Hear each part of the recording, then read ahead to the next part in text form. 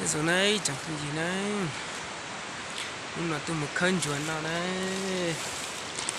giờ tiền này cũng nhớ chị tôi nó cũng một khăn chuẩn nào, tôi một khăn chuẩn nào đấy.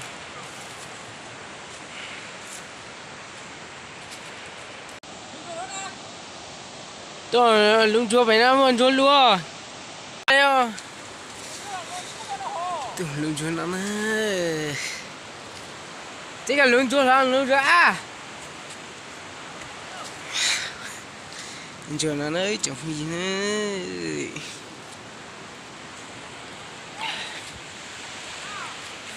giờ nhớ bộ bạch trong một cái nào, nhìn chị to mà một chị tàu đi tôi bỏ tí nào ta này,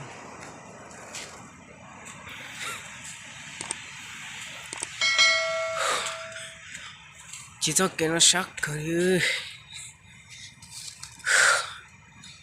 mà thế chứ này cũng của anh đâu rồi, tôi khen chuyện nào nó chỉ không gì nè, sao gì nè, của đại tê, bị đốt trong nào nè,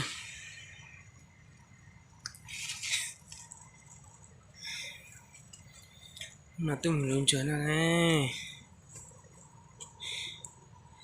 bây giờ này trong gì nè, em lên thì sẽ luôn chuyện nào chơi, chỉ muốn chơi chỉ tôi là làm chuyện được bây nào nè, cho cái đó muốn chỉ tóc cờ sắc cờ đi.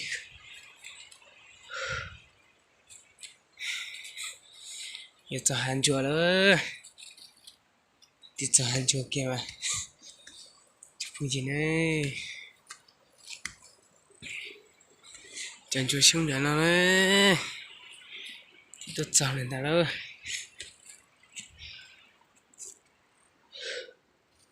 chắc cười, chẳng chùa xuống nó mà, chẳng chùa S nên chẳng không gì nữa, nha số này, thì tôi chọn hành chùa này. Chúa cho nên mùa sinh chúa này chẳng có gì này, chẳng chúa sống cho nó này, thì từng chúa lo lo nó này, chẳng có gì này, tôi muốn khen chúa nó thì từng chúa, thì tí lo này nào này chẳng có gì này, chỉ đến tế của mà tôi giờ thì hành chúa. Đây này, thấy thế mà sáng non chùa này nè, đâu mà tầm hành chùa nè, tầm chùa này cho không nè, chẳng chùa sông chẳng nó nè, tôi xuống lon chập rồi,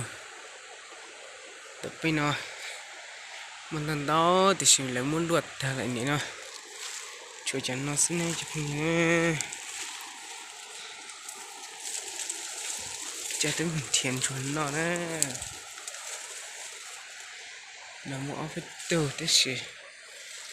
mình lò lại nó chỉ tao chỉ càng tặng nó ship phụ nó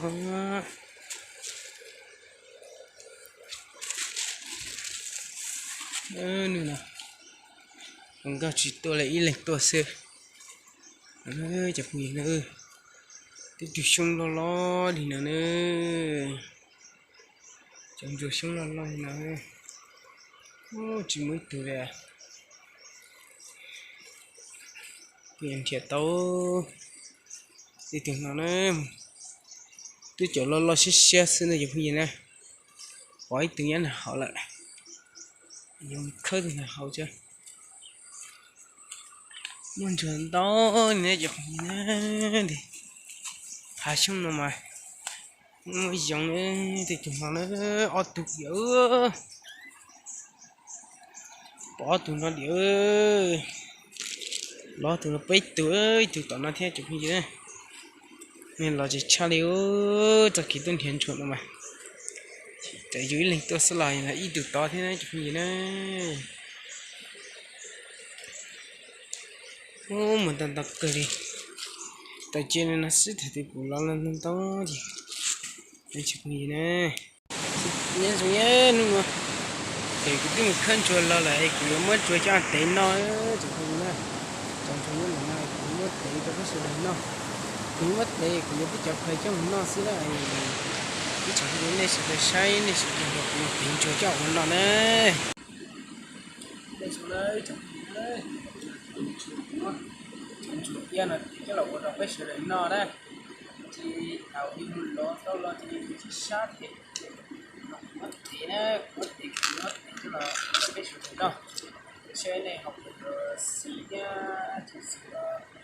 đi học là học nó đó chỉ cho nó học trường này chỉ là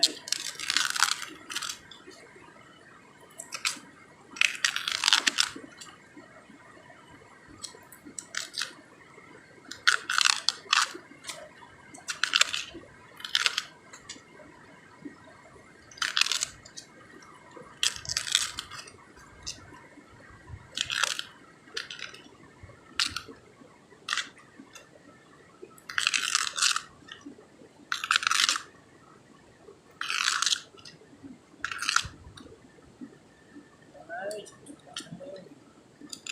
thì mất tí cho một quay chỉ chạy lên cũng đấy chỉ là nó cũng được nó đấy cắt cắt mình đấy cho nên cái sản nó là cái nó có chuyện về du lịch nó đấy công trình đấy nó là nó cũng là những cái đấy mất tiền rồi chủ yếu là cắt cắt trong những nó xin đấy để chúng mình lo thiết tới sự đó đấy mình đặt cái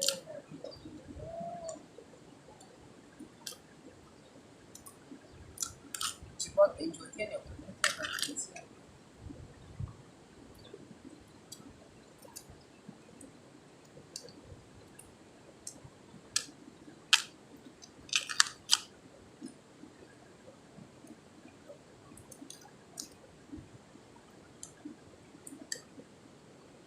chỉ rất tính chuột là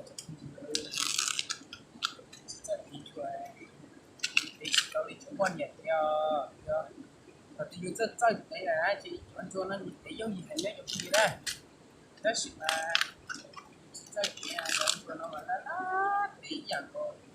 là này kia những cái thuộc cái là giấy từ mua nó thì cho chuyện mình cái tranh này à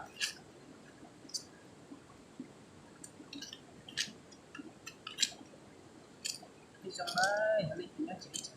nói chuyện đấy ôi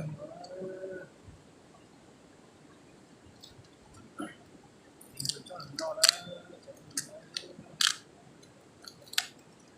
bảo con tao ấy nó là